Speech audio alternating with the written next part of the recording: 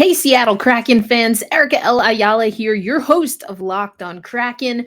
We are going to talk about Matty Beniers and talk about what kind of impact Matty has made this season, while also looking at some data. We're going to look at game score value added and see where Beniers falls in line with that. And is he one of the leaders in game score value added for the Seattle Kraken? And we will also recap the rivalry series that started in British Columbia and will make its way to Climate Pledge Arena on Sunday. All that and more on this episode of Locked On Kraken. You are Locked On Kraken, your daily podcast on the Seattle Kraken, part of the Locked On Podcast Network, your team every day. We are the Seattle Kraken.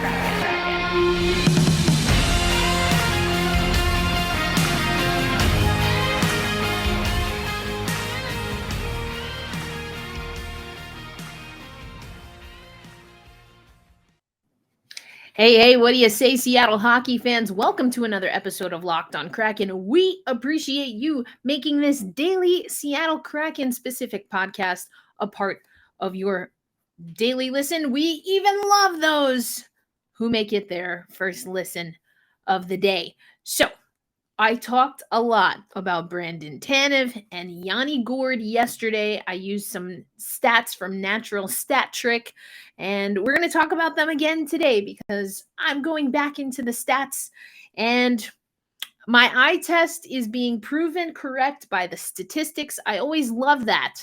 But first, let's give you a little bit more context about what Matty Beniers means to this team.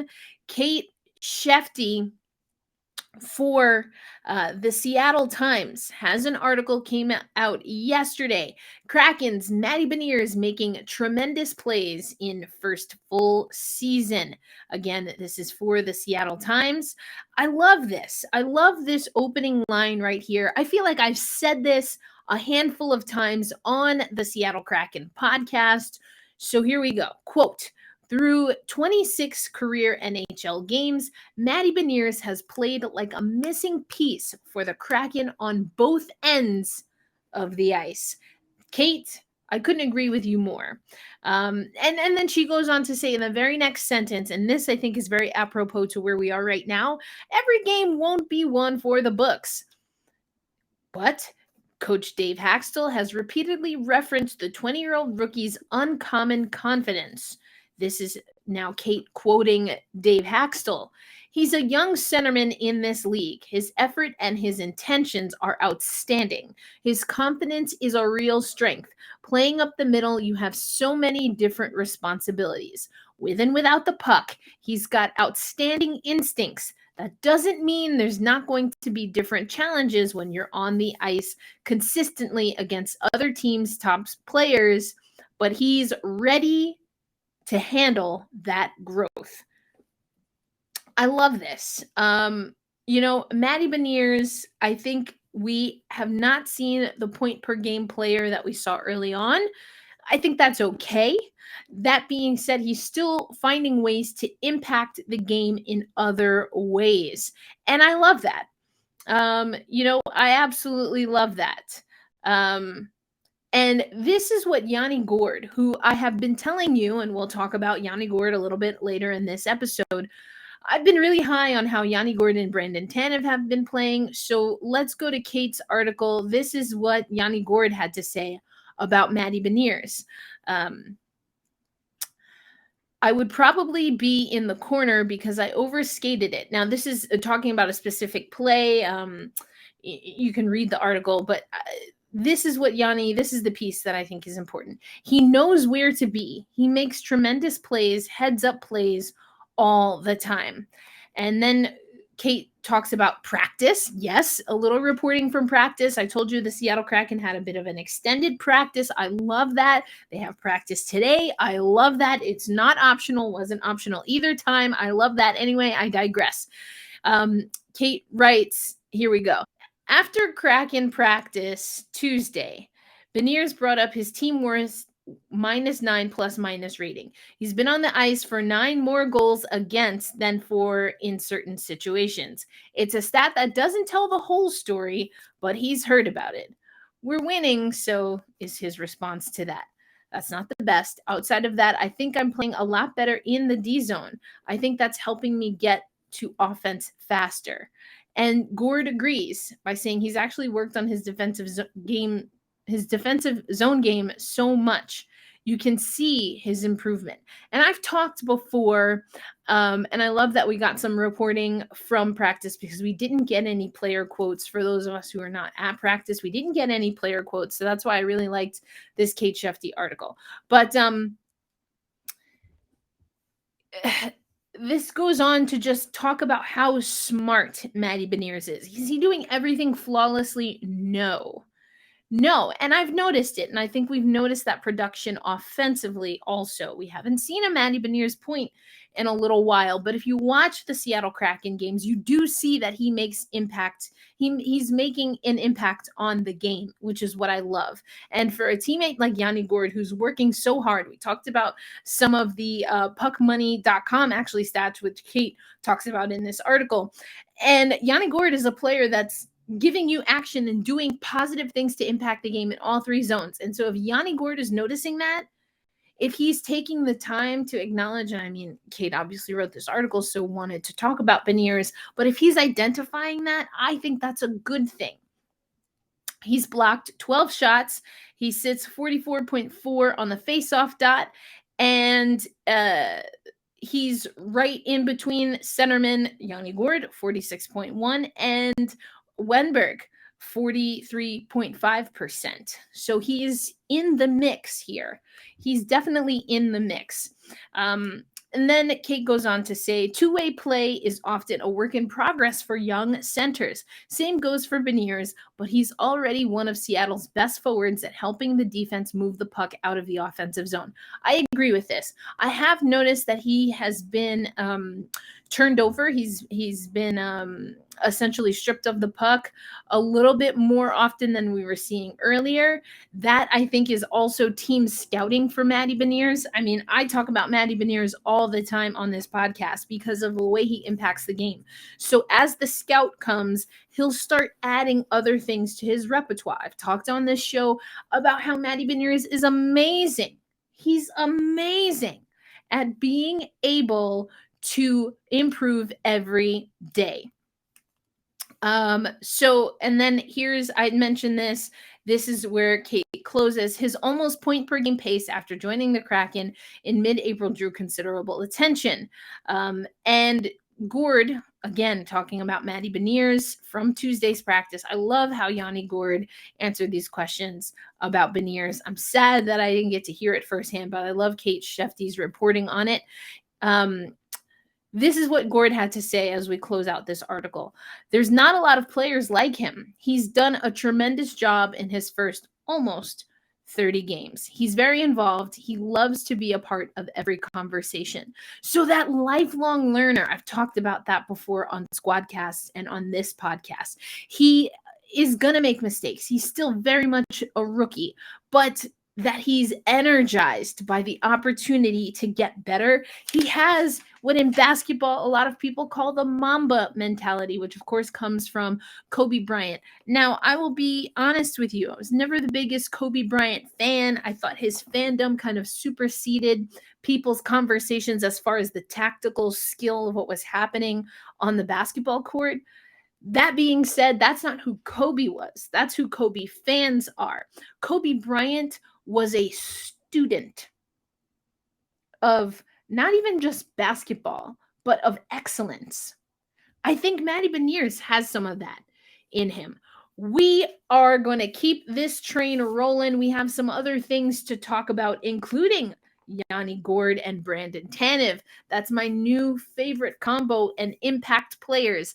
Matty Beniers is going to get there, but right now, that guy for us, we've got 2 of them, in my opinion. Let's talk about it. But I want to make sure that you know that today's episode of Locked on Kraken is brought to you by Built Bar. All right. Are you still here with me? Can you I just want to make sure I have your attention. I have your attention. Okay, great. Because there are some reimagined Built Bar flavors that you're not going to want to miss as we close out 2022. White chocolate peppermint granola. It's Built's take on a granola bar, so it's even more filling and it's insanely tasty. And a candy cane brownie puff. Built puffs are like biting into the universe's most delicious cloud, which also happens to be packed with protein. So, Built Bar once again is showing that they are here to revolutionize, absolutely to revolutionize nutrition as we know it. And of course, they do it with 100% real chocolate coating all of their bars, 17 grams of protein, and shockingly low sugar and calorie numbers on most of their bars, hovering right around 130 to 150 calories. You can sink your teeth into these and know that these magical, wonderful, tasty, delicious Built Bars are going to help you meet your energy goals, your wellness goals, your nutritional goals.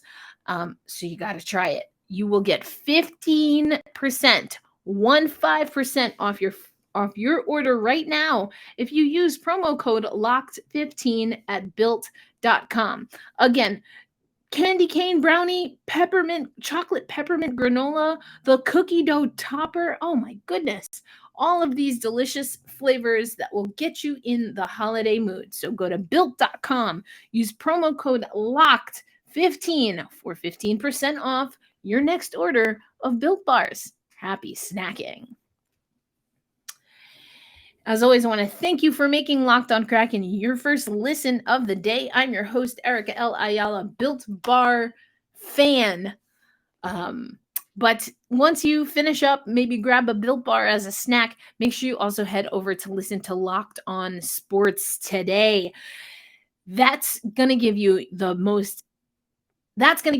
biggest stories in sports. You'll go beyond the scoreboard and behind the scenes with local experts that will give you insights that only Locked On can provide. Locked On Sports Today is available on the app where you're listening or watching right now, which of course includes YouTube, any of your audio platforms. And we hope you give that a listen. But we're going to continue chugging along. I talked about a stat. We're going to go to The Athletic for this. It's called Game Score Value Added. I actually have been using this game score. We have someone in the Premier Hockey Federation ranks that's been doing some of this for women's hockey, which I absolutely love. But Game Score Value Added, we have an update from the leaderboard, Game Score Value Added. And what I love is that you can use this article at The Athletic and you can, of course, sort by team. So first I want to give you the Seattle Kraken leaders. And as you may have guessed, the leaders are none other than Brandon Tanev and Yanni Gourde. GSVA for Tanev is 0.6. GSVA for Yanni Gourde is a 0.5. And Matty Beniers rounds out kind of our top 10 here, who actually have at least above 0. Matty Beniers at a 0.2. So I do think that his productivity and his, again, game score value added, which is kind of a Maj-Paj statistic. But in my way of saying it, it's like giving you everything and the kitchen sink. Brandon Tanev and Yanni Gourde have been doing that for the Seattle Kraken. I'm not surprised to see their numbers up there. Kind of middle of the pack at a 0.3. We have a few players. It's Jaden Schwartz, Alex Wenberg, Oliver Bjorkstrand, Morgan Geekie, Jared McCann, and Andre Burakovsky. Then Eberle is right there at 0.2 with Matty Beniers, and Coleman and Donato at a goose egg. They average out to a 0. So interesting stat here. I like to see it. I think, we're going to continue to see Matty Beniers get comfortable. Just for a point of reference, from Dallas, Jason Robertson has the top GSVA score of a 1.3. So Tanev at a 0.6. Robertson at a 1.3. We have the top 9 players, really 9 through 15, I guess, players are all at 1 or better. Then you have Patrice Bergeron at a 0.9. So, this is some players. I mean, Sebastian Aho is on here. Malkin is on here. You see Nathan McKinnon at 1 exactly. Matthew Tkachuk right behind Connor McDavid, who of course is right behind Robertson. So Jack Eichel, man, Buffalo, are you kind of maybe wishing? Anyway, that's not my business, not my podcast. I'm very curious to hear from maybe Buffalo and Vegas about how they feel that whole surgery situation went. Anyway, so is Tanev and Yanni Gourde elite in this stat? No, not yet, but they are best for the Seattle Kraken. We know that the Seattle Kraken is not an elite team yet. They're playing well and they're able to get wins because of the work ethic of Brandon Tanev, Yanni Gourde, and I would say also Matty Beniers. He has to just learn how to facilitate a little bit differently, as in my opinion, the scout on him is out. Okay, so again, the Seattle Kraken have practiced today. Another thing that I want to talk about, I didn't have time to talk about it really. We had to talk about the Susie stuff. We had to, we talked about Philip Grubauer coming back, but the lines have been changing here. And so Wenberg was centering Burakovsky and Bjorkstrand. So Burakovsky usually on the left and Bjorkstrand on the right. Let's see. I have one here for you. So this is from Pittsburgh. So you can see Burakovsky, Wenberg, Bjorkstrand, Schwartz, Beniers, Eberle. I should say I'm reading for those listening on audio. I'm reading from left to right. So again, that second line was Schwartz, Beniers, Eberle, McCann, Gourde, Tanev, Donato, Geeky, Sprong. We have seen Yanni Gourde play wing a little bit. This is what I'm reading was from the October 29th game against the Penguins. It's up on the screen for those watching on YouTube. I want to show you, though, what the lines look like against the Winnipeg Jets. They changed up a little bit. So Burakovsky was on the right-hand side, and then Schwartz moves up to the left, Wenberg centering that line. So just to read from left to right, 17 Jaden Schwartz, 21 Alex Wenberg, 95 Andre Burakovsky. I'm going to bring that screen up again in a little and go through the rest of the lines. But the reason I wanted to mention it is because that's something that Dave Haxtell wanted to try against Winnipeg. But after that game, he talked about how he really doesn't know if it's working yet because of how many penalties and the weird cadence of that game. So what are we going to see tomorrow when the Seattle Kraken play what is technically my hometown team, the New York Rangers? We got to check it out.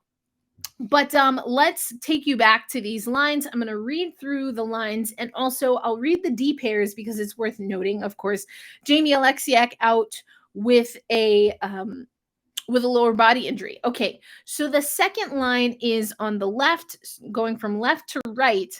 Jared McCann, Matty Beniers, Jordan Eberle, Brandon Tanev, Yanni Gourde, Oliver Bjorkstrand. So Schwartz and Bjorkstrand, they don't do a clean swap because McCann bumps up to that second line now that he's back in the lineup. Bjorkstrand drops down to that third line. I actually think this could be a lot of fun because I've mentioned, and Allison Lucan talked about it earlier in the season, I guess right before the season when she joined us on Locked on Kraken, how sneaky Oliver Bjorkstrand can be. He is really racking up the assists. I'd like to see more goals. We talked about that on yesterday's show when we did kind of players that are on pace for certain things. I talked about Yanni Gourde. I talked about Brandon Tanev, but some of that data also came from Kraken season if you follow them on Instagram. But Bjorkstrand's sneaky good facilitator is, I will never forget that Allison Lucan said that, and she's been accurate. Why I would doubt her, who knows? Because I wouldn't.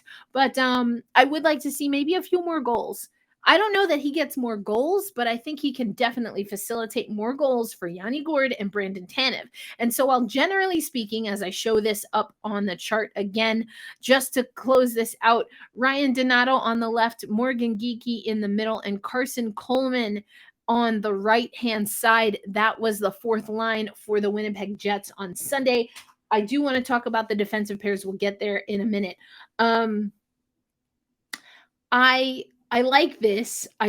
Again, we don't know if that's exactly what we're going to see. Dave Haxtell should be talking to media actually right around the time I'm recording right now, so I won't have that for this episode, but make sure you are subscribed to our YouTube channel. That's the best way to get more information. I can put up those media availabilities and give you some instant reactions. Of course, also make sure you follow at Locked On Kraken either on Instagram or on Twitter. We have a Facebook page just in case some of these social media sites get a little bit unruly. You can take that as you will. Anyway, I'm very curious to see how this is gonna play out with these new lines. Do we see different lines again? Okay, so the D pairings, it was Vince Dunn and Adam Larson. Vince on the left, Adam on the right. Carson Soucy, we know what went down there, with Justin Schultz, and then Gustav Olofsson and Will Borgen. So we'll see. Generally speaking, I don't like mixing lines too much, especially when the chemistry appeared to be working. That being said, we're on a 2-game skid. I don't think it's necessarily anything to worry about. The Winnipeg loss more concerning than the loss to Minnesota, though I did say that the Seattle Kraken need to win games when they have been performing better than the team that comes to their ice. Also, of course, that means, boys, protect the house. We do not have a 500 record at home. If I knew that we would have to sacrifice what I consider a subpar home record for an overall, at the moment at least, for an overall 500 record, I don't know that I would have made my bold prediction that I really just want to see 500 overall. Ultimately, winning at home, depending on how your schedule fares, if we were losing home games earlier in the season, it didn't matter as much because we were on the road more. But now losing games at home matters more because we're not on the road as much. If that makes sense. Am I making sense? Or probably, a little bit of a rant here. Ultimately, win at home. It's good for the fans, but if you're going to be in a close game, if you can get your fan base behind you, you just can play with a little bit more gusto. You should be able to wield that as an advantage. It should be hard for people to play in Climate Pledge Arena. And unfortunately, we haven't gotten there with the evolution of this Seattle Kraken team. But speaking of, home ice, let's talk about how Canada was able to perform in the Rivalry Series. The Rivalry Series is in British Columbia. They played last night. They'll play tomorrow, Thursday night, before they come back to the States and play at the one and only Climate Pledge Arena. Let's talk about that next, coming up on Locked On Kraken. As always, I want to thank you for making Locked On Kraken your first listen of the day. I already told you, head over to Locked On Sports today. We'll give you analysis from all across the sports world, like only Locked On experts can do. Tomorrow's episode is a Squadcast episode. I will be traveling, but I already put it in the can. Spoke to John Schick of Locked On Rangers. That's right. The Rangers are coming into Climate Pledge Arena. Before tomorrow's episode, I like to do the NHL splits just to give you a sense of how these two teams are playing. I think generally speaking, it's a pretty good matchup for the Seattle Kraken. It's an even matchup in that both teams kind of have to exercise some things that aren't working too well for them. But let's take a look at what we have as far as the numbers on NHL.com. So the power play. We have a better power play at 9th overall, 23.6% clip. The penalty kill, they have a better penalty kill at an 81.5% clip. Face-offs have been a little bit of a challenge at times for the Seattle Kraken. We're about even there. Goals for are kind of hovering in the same area, about 3 goals. We give up at least 2 goals. Both of us were 10 and 11, with the Rangers being 10, us being 11 in that. John and I will give you this. We both predicted a 3-2 score line. I've been pretty good with my predictions regarding the score line. I don't always get who will win the game right, but I get the goals right. So we'll see if that fares well. If you want to know who I picked, who John picked to win the game, you already know.